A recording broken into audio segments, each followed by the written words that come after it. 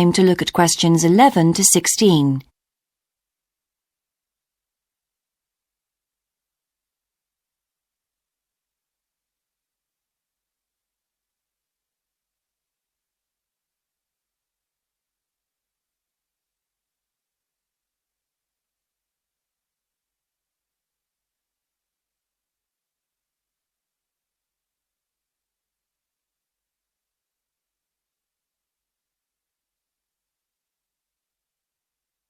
Now listen carefully and answer questions 11 to 16. Hello, and welcome to Focus on the Arts. I'm your host, Dave Green, and this is your very own local radio programme. Every Friday evening, we put the spotlight on different arts and culture facilities and look at the shows and events that are on offer in the coming week. And today, the focus is on the National Arts Centre. Now, if you don't already know it yourself, I'm sure you've all heard of it. It's famous throughout the world as one of the major venues for classical music. But did you know that it's actually much more than just a place to hear concerts? The centre itself is a huge complex that caters for a great range of arts. Under a single roof it houses concert rooms, theatres, cinemas, art galleries and a wonderful public library, as well as service facilities including 3 restaurants and a bookshop. So, at any one time, the choice of entertainment there is simply enormous. So, how did they manage to build such a big arts complex right in the heart of the city? Well, the area was completely destroyed by bombs during the war in 1940. So the opportunity was taken to create a cultural centre that would be what they called the city's gift to the nation. Of course, it took a while for such a big project to get started, but it was planned in the 60s, built in the 70s, and eventually opened to the public in 1983. Ever since then, it has proved to be a great success.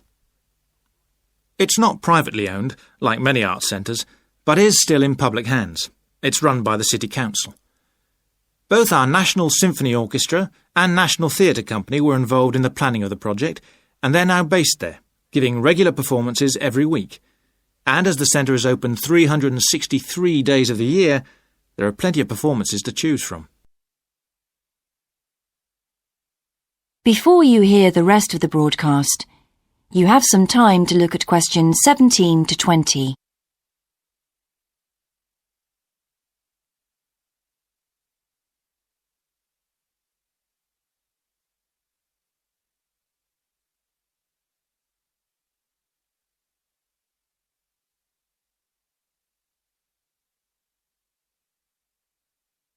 Now listen and answer questions 17 to 20.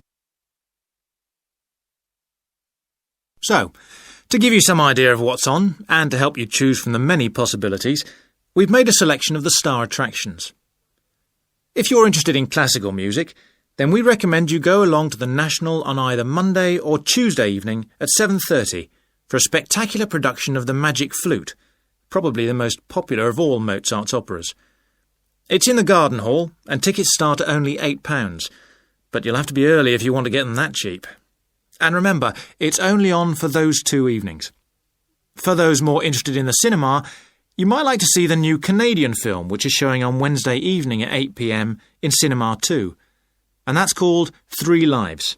It's had fantastic reviews, and tickets cost just £4.50, which is a reduction on the usual price of £5.50. So, it's really good value, especially for such a great movie. But you can see the centre's main attraction at the weekend, because on Saturday and Sunday, 11 a.m. to 10 p.m, they're showing a wonderful new exhibition that hasn't been seen anywhere else in Europe yet. It's a collection of Chinese art called Faces of China.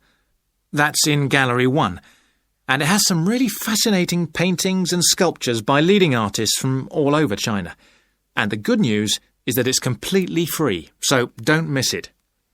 So why not go along to the National Arts Centre next week for one or all of these great events? And you can always pick up a programme and check out all the other performances and exhibitions on offer, or coming soon, on almost every day of the year. Next week, we'll be looking at the new Museum of Science. That is the end of section 2. You now have half a minute to check your answers.